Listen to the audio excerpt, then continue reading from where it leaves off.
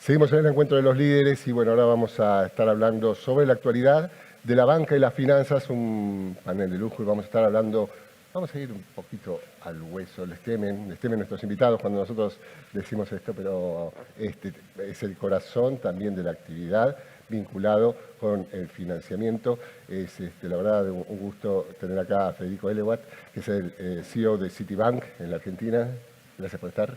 Gracias por la invitación. Juan Cuatromo, que es el presidente del Grupo Banco Provincia. ¿Qué tal, Juan?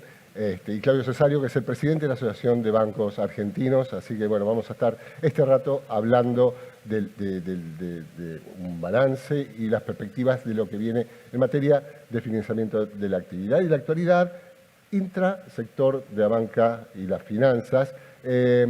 Venía hablando con ellos un tema que es menor, pero no tanto, que tiene que ver con la raíz de la historia de los bancos en la Argentina. Tenemos, este año está de alguna forma sesgado por los festejos del Banco Provincia, que está cumpliendo 200 años, la entidad más antigua del país, y bueno, que lo están celebrando con pompa, pero hay quienes le están compitiendo en los talones, creo que deben ser los segundos casi en el país, que es el Citibank, que tiene 100 y pico, pero hay 200 años de historia, 200 años de trayectoria y muchos desafíos. Juan, empecemos por ahí, digamos, ¿cómo llegar este año, cómo los toma este año, este 2022? Primero, como vos mencionaste, el Banco de la Provincia está cumpliendo 200 años y esos 200 años también son un reflejo de la historia de nuestro país, de los múltiples cambios que fue experimentando. De hecho, en sus orígenes era un banco de capitales privados, en una de las tantas crisis de deuda hubo un primer rescate del Estado y fue una sociedad mixta, y en 1946 pasó a ser un Estado totalmente público y por lo tanto una herramienta fundamental para la política pública del gobierno de la provincia de Buenos Aires. Y la verdad que este bicentenario nos encuentra en una situación de solidez y de solvencia para el banco inédita, por lo menos desde la salida de la convertibilidad, en términos de capitales, liquidez, solvencia, morosidad. Realmente estamos registrando de los mejores valores. Sabemos que es un momento difícil, que es un tiempo complicado, pero realmente para el banco el momento nos permite trabajar con mucha potencia ese rol de banca pública como herramienta del gobierno de la provincia para impulsar y acompañar la actividad productiva de la provincia, que entendemos que es el rol que tiene que tener un banco público. Claro. Siendo al rol de los bancos, empezando por una fotografía de cómo están viendo el momento, qué es lo que están viendo hoy como motor, qué es la demanda que están sintiendo, en el caso del Citi también más vinculada con el sector corporativo tal vez, ¿no? Por el foco en el que tienen actividad. ¿Qué es lo que están viendo, Federico? No, mira, a ver, después de la pandemia, o sea, hay mucha transaccionalidad, ¿no es cierto? La gente empezó a consumir mucho en Internet. Estamos todos comprando muchísimo en Internet, gente que no se animaba antes. Entonces, hay mucho B2C que antes no existía, entonces la transaccionalidad explotó. Entonces, estamos viendo muchísima transaccionalidad por ese caso. Entonces, eso es realmente el mayor volumen que estamos viendo en los bancos en este momento. Y por ahí pasa la mayor actividad que estamos viendo, ¿no es cierto? Y eso es lo que te podría decir, ¿no es cierto? Claudio, que vos tenés una perspectiva desde la Cámara, ¿no? Y que recordemos a la gente, ABA agrupa a los bancos extranjeros, sobre todo, muy vinculados también con la actividad, con el comercio exterior. Y es un momento complejo para el comercio exterior, pero también hay un relato de la economía, en el sentido de lo que se viene en materia, bueno, están todos expectantes, bueno, del litio, de la energía, del agro, de toda la potencialidad. ¿Qué es lo que estás viendo que o en qué estado está, digamos? ¿Hay estados de apronte para esta explosión? ¿Hay estados de preparación en los bancos vinculados con esto? A ver, mirá, déjame que tome un poquito las palabras de Juan al principio. O sea, él decía, el banco está sólido, solvente, líquido, bien capitalizado. Esa es la situación en general del sistema como un todo, ¿no? O sea, hoy tenemos un sistema bancario bueno, eficiente, potente, pero pequeño. O sea, el problema que tiene el sistema bancario argentino es su tamaño, porque se ha convertido casi meramente, como señalaba Federico también, en transaccional. Ahora, la verdad que nosotros estamos capacitados como sistema para ser el motor del desarrollo del crecimiento y básicamente en las áreas que vos señalás. O sea, con el compromiso político de desarrollar las áreas estratégicas que pasan desde la agroindustria, las energías convencionales o renovables, el litio o la minería en general, la industria del conocimiento, la verdad que la banca está capacitada para, en la medida que se demande crédito para este tipo de proyectos, hacerlo y hacerlo sin ningún problema. O sea, a nosotros nos crecen más los depósitos que la demanda de crédito. En general, lo que uno observa es como que la gente está como renuente, familias y empresas, a tomar crédito. Pero la verdad que nos encantaría y estamos capacitados para hacer la palanca que impulse al desarrollo de estos sectores estratégicos y al resto de la economía en general. Claro. Juan, hablabas del rol de la banca pública y además en el caso de Banco Provincia, que atraviesa todos los sectores, ¿no? Desde el consumo, también para exhibir muchos éxitos en los últimos años vinculados con la movilización de consumo, también sectores PYME. ¿Cuál es el foco que pensás de acá hacia adelante en donde puede focalizarse la actividad del banco o en general el sistema financiero? Mira, creo que es complementario con lo que se hablaba recién. Los bancos en general, el Banco Provincia en particular, tienen las herramientas para asistir crediticiamente a todos los sectores, a construir las herramientas, tenemos las capacidades técnicas para hacerlo. Nosotros venimos impulsando mucho esa agenda, tanto en lo que hace a la transaccionalidad, que ha crecido mucho, a la digitalización. Nosotros hemos incorporado cerca de 6 millones de clientes estrictamente digitales en estos últimos 3 años, un proceso impulsado por la pandemia, pero que también requirió una adaptación importante de parte de la banca pública. El gran desafío que tenemos nosotros, obviamente por tener mucho foco en las pymes, mucho foco en los sectores asalariados, en lo que hace el crédito de individuos, es estar mirando siempre que se sostengan las condiciones de crecimiento en el mercado interno, en las diferentes industrias y, por supuesto, acompañando la actividad agropecuaria. Nosotros estuvimos la semana pasada junto con el gobernador y todas las cámaras del sector agropecuario y el ministro de Desarrollo Agrario de la provincia, porque anunciamos una serie de herramientas crediticias vinculadas a la sequía. Es un tema que nos preocupa mucho y a partir del diálogo que hemos tenido con las cámaras hemos tenido acciones específicas porque sabemos que es una situación complicada, pero bueno, siempre mirando que los ingresos reales de los sectores asalariados no se deterioren, porque ese es un foco importante de la demanda que hoy tenemos que atender y que las pymes y el mercado interno sostengan el ritmo de crecimiento que tuvieron en el último tiempo. El Citi no atiende a la banca de consumo, con lo cual me imagino la transaccionalidad tiene un menor peso que otras áreas, ¿no? ¿Qué viene cambiando en la estrategia Lo que pasa es que nosotros tenemos clientes corporativos que sí, o sea, venden a través de la Internet.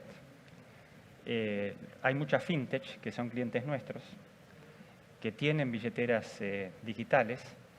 Entonces, hoy hay una integración entre el sistema financiero y las billeteras digitales.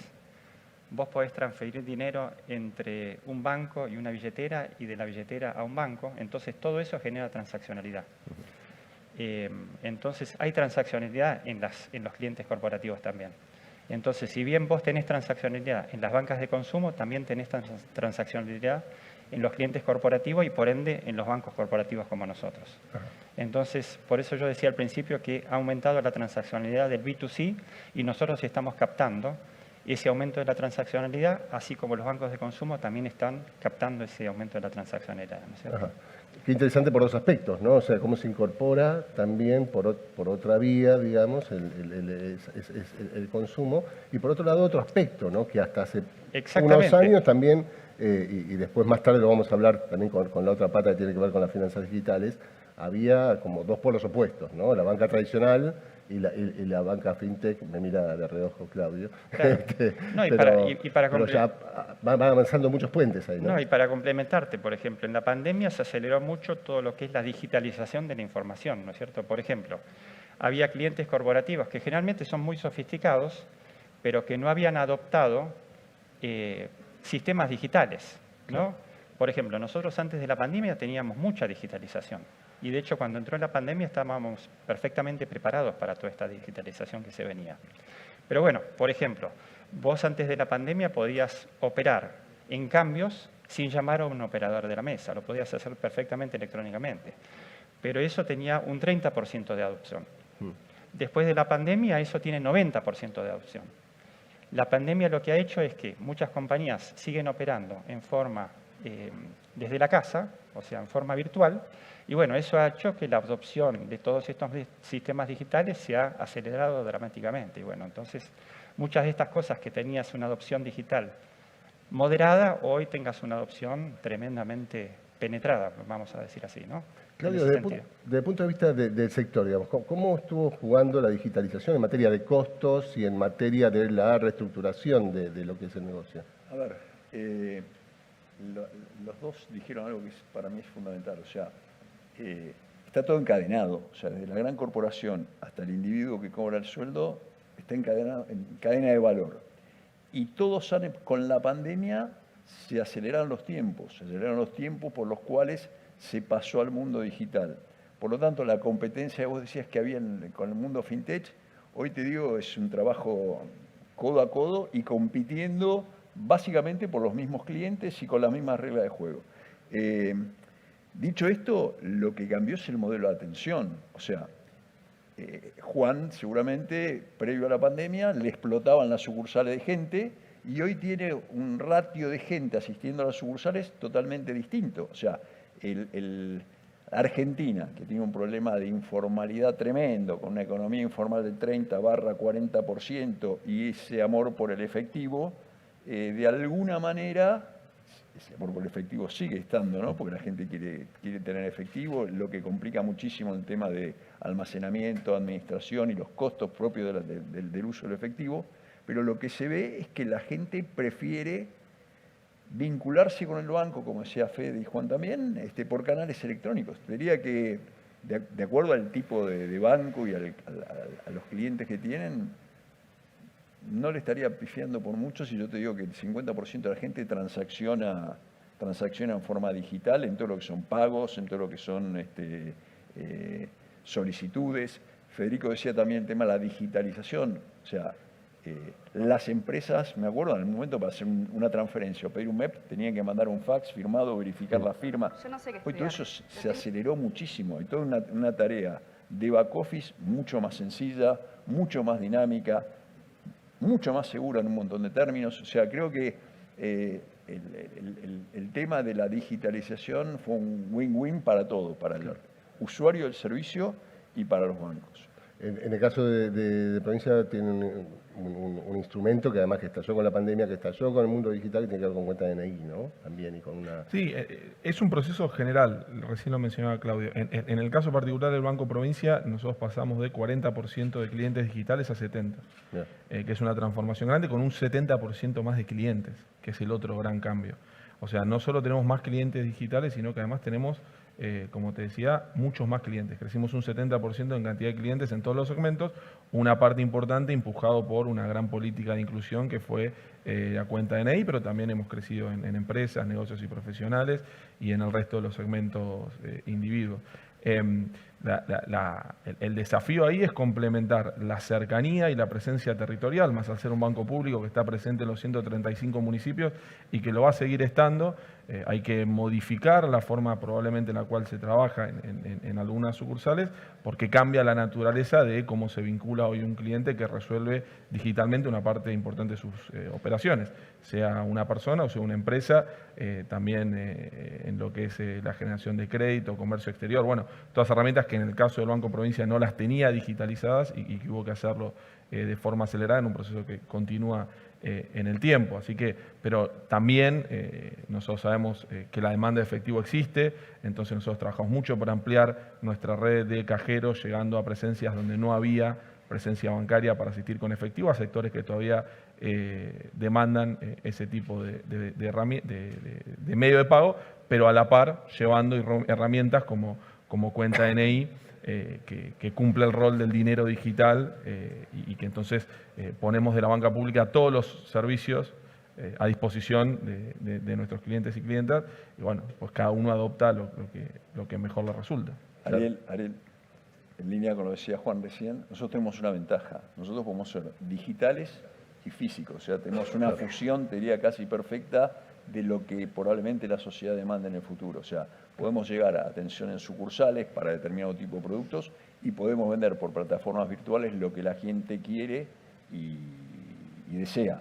Con algo que hemos visto todos, o sea, ir al banco a la gente le molestaba, porque era destinar parte de su tiempo laboral a ir al banco en un horario donde prefería estar haciendo otra cosa. Entonces, si hoy vos le brindás esas herramientas, cada uno va, y las dos posibilidades, cada uno va a optar, cada público va a optar por lo que más le gusta, le conviene o necesita.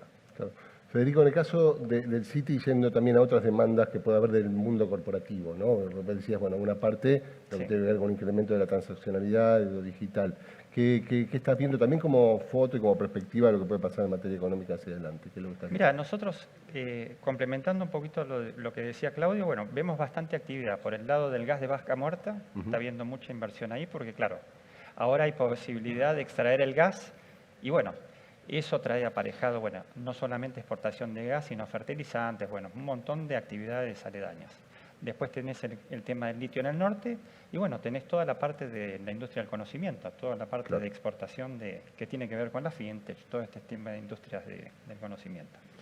Y después donde ha habido bastante actividad también es que con esta volatilidad internacional por el tema del aumento de la inflación internacional, todas las emisiones o todos los vencimientos de los bonos de las compañías argentinas que se están dando el año que viene, las compañías por precaución están adelantándose a esos vencimientos que están venciendo en un tiempo, justamente para no estar tan cerca, porque hay perspectivas que las tasas de interés internacionales sigan subiendo y, bueno, los hemos venido ayudando a renovar eso, ¿no? Y, bueno, hay 3 o 4 compañías que han estado renovando esas deudas y refinanciando esas deudas a plazos de 5 años y, bueno, hemos estado ayudando en esos procesos en el mercado internacional y han tenido muy buena acogida, ¿no? Entonces, hemos estado bastante activos últimamente con esos procesos y, bueno, hubo una que terminó hace 15 días atrás, ¿no es cierto?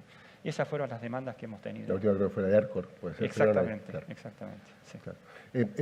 ¿Ves que hay alguna demanda potencial para esperando, además, hay un horizonte que tiene que ver con la refinanciación de deudas, y uno podría pensar, hay un horizonte también de un cambio de expectativas por lo internacional, por lo local?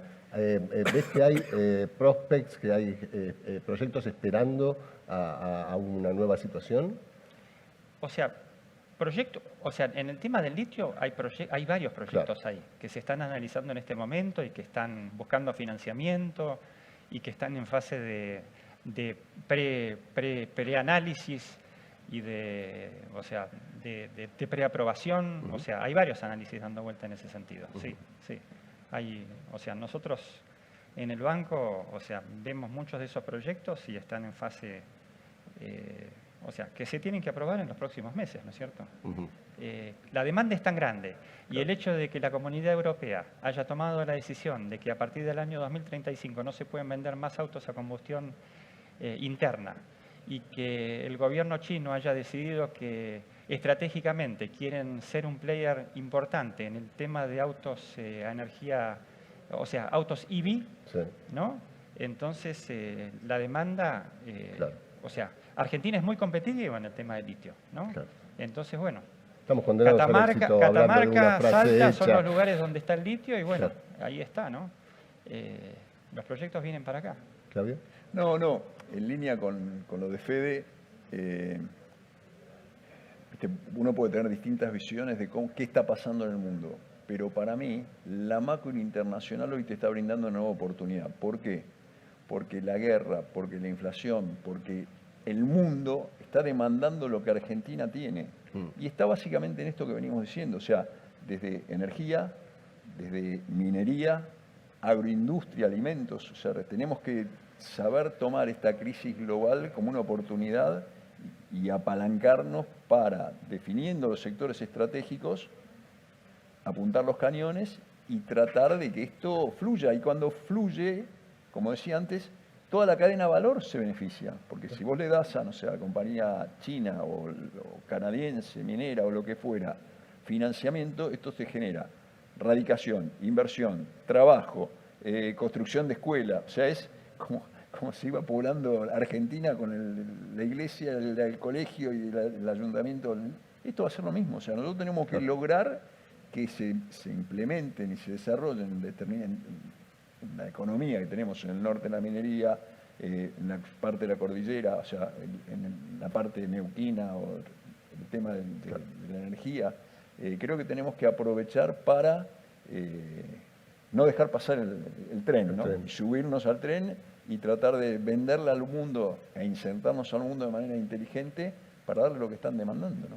Y con la ventana de oportunidad que hay, porque si lo vamos a hacer de acá a 30 años, probablemente Vaca Muerta no la pida nadie, ¿no? Claro. O sea, Juan, sí. No, simplemente en esta búsqueda y sin ánimo de polemizar, de construir políticas de mediano plazo y la necesidad de que Argentina se inserte virtuosamente en las cadenas globales de valor, también es importante el punto de partida. Si hoy podemos hablar de un Vaca Muerta, tenemos que hablar de que hubo una recuperación de YPF que permitió desarrollar en momentos muy difíciles, porque la explotación y la etapa de desarrollo de Vaca Muerta se hizo en un momento donde el precio del petróleo se había derrumbado a nivel global. Todos sabemos que en los pozos que estaban productivos en 2014, 2015, ya 2016 había cambiado el ciclo, estaban cerrando y en Argentina se tomó la decisión de lo que se llamó el Barrol Criollo. Recuerdan que justamente tenía como objetivo sostener la visión estratégica de que allí había un recurso que más allá de las diferentes coyunturas políticas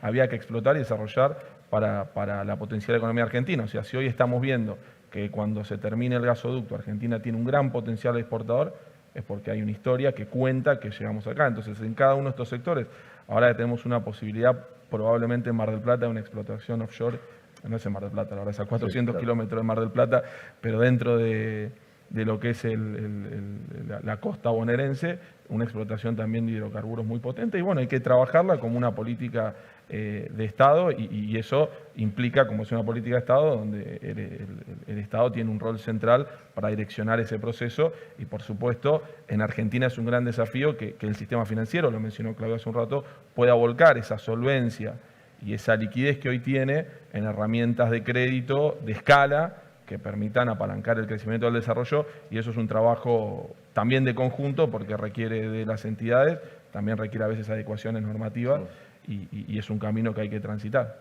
Me parece que hay también un puente que tiene que ver con otro tipo de cosas, y te quería preguntar, Juan, en esto, que tiene que ver con cómo llegamos, por ejemplo, para estos grandes desarrollos a ser proveedores, ¿no?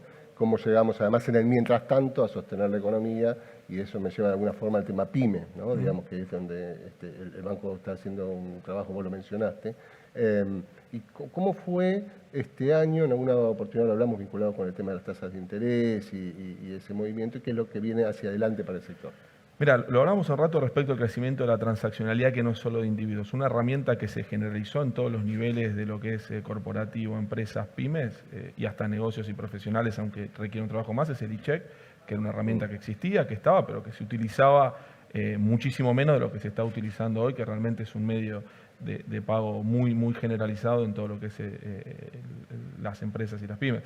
Nosotros pusimos mucho foco en las pequeñas y medianas industrias, que hemos tenido un crecimiento muy grande, en particular además ha sido una estrategia correcta de administración del riesgo del banco, que venía con situación de morosidad de empresas grandes y al haber enfocado en las pymes hemos corregido esos niveles de morosidad para llevarlos a niveles aún inferiores a los de mercado. Entendemos que ese crecimiento va a seguir, hay que sostenerlo, hay que acompañarlo. Las pymes dependen mucho del sostenimiento del mercado interno, de que exista demanda, básicamente, poder de compra en la calle que les permita seguir colocando sus productos. Y bueno, en tanto eso se cumpla, nosotros vamos a estar acompañando siempre al sector pyme porque es nuestra definición estratégica. Claro. Estamos ya por terminar y quería preguntarle a los tres, digamos, ¿qué es lo que se imaginan en el próximo encuentro de los líderes que vamos a estar charlando? ¿Cuál va a ser, cómo se ven en este año 2023 que está ya por arrancar? ¿Cuáles son los desafíos y qué visión de futuro tienen hacia adelante? No, bueno, ojalá que en el 2023 estemos realmente sacando provecho a lo que el mundo demanda de Argentina, realmente, ¿no? O sea, porque el mundo hoy en día está demandando energía y está demandando alimentos, ¿no? Que son dos productos que son fácilmente exportables. Entonces, realmente que podamos sacar provecho de esa exportación que realmente necesitamos, que son las divisas que Argentina necesita y que realmente va a beneficiar a todos los argentinos. Entonces, ojalá que en noviembre del año que viene, que es cuando sea el próximo encuentro que tengamos, las exportaciones crezcan por ese lado en Argentina, que el gasoducto se terminaría junio del año que viene, bueno, y que podamos aprovechar por ese lado, ¿no? En ese sentido, ¿no? Juan. Bueno, en noviembre del año que viene, por lo menos mi presencia acá va a estar condicionada a lo que defina el pueblo soberano de la provincia de Buenos Aires. Así que, pero quizás me pueden invitar igual, no sé, veremos. Por supuesto. Creo que los temas, porque lo que hemos estado charlando hoy y que charlamos en nuestros encuentros, no es muy distinto año a año en el sentido que hay un gran desafío y lo que sí creo que, y a medida que va pasando la pandemia, vamos dimensionando más lo que fue la gran transformación digital de todo el sistema financiero, que es algo que siempre se discute mucho y que a veces hasta parecía difícil porque parecía que la gente no se iba a adaptar, las empresas no se iban a adaptar y con la pandemia hubo una aceleración muy grande y después creo que todos estamos de acuerdo en los desafíos de mediano plazo que tiene Argentina, nosotros siempre con el ojo puesto en que esas exportaciones, esos desarrollos productivos en definitiva redunden en mejores condiciones de vida para nuestra gente. Claro. Claudio. Te pido un favor, invitar a Juan. No, pues sí. A Juan lo vamos a invitar. Me porto bien. Sí, se porta bien. Si no tenemos la suerte de invitarlo como banquero, Juan, para quien no lo conocía anteriormente, es un gran economista que además desempeñó muchos roles muy importantes en representación del país, en organismos internacionales, así que seguro va a estar invitado en cualquier caso. Sí, bueno, retomo lo de ellos dos. O sea, yo creo que me sumaría a Federico en el tema de seguirle dando impulso a todo lo que es las exportaciones de conocimiento. Argentina tiene ahí un nicho espectacular en términos de lo que está demandando el mundo.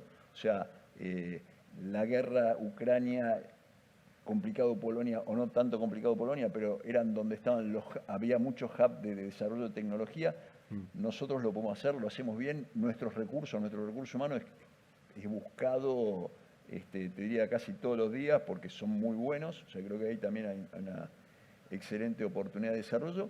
Y la verdad que, ya que estamos terminando, lo que hay que decir es, como señalaba él, el ICHEC voló, era una herramienta que existía. La verdad que el impulso del Banco Central en términos de regulación, llevándote a eso, fue muy bueno. Eso es Transferencias 3.0, que también es otro instrumento que se ha multiplicado, te diría, en un año de manera espectacular. Y yo te diría, me parece que, dado lo que él hablaba de pymes y demás, lo que nos debemos hacer para, tal vez, en términos de hacer más eficiente el tema, y parecido a lo del ICHEC, habría que ver si no desarrollamos el pagaré electrónico. O sea, hoy los bancos que trabajan o con promissory note o con pagaré generan una carga de trabajo y de falta de trazabilidad impresionante que estaría solucionado si podemos, en forma inteligente, desarrollar un pagaré electrónico. Bueno, muchas gracias por haber estado con nosotros, realmente súper interesante. Claudio, Juan, Federico, les agradecemos. Muchas gracias. Seguimos con el encuentro de los líderes, no se vayan.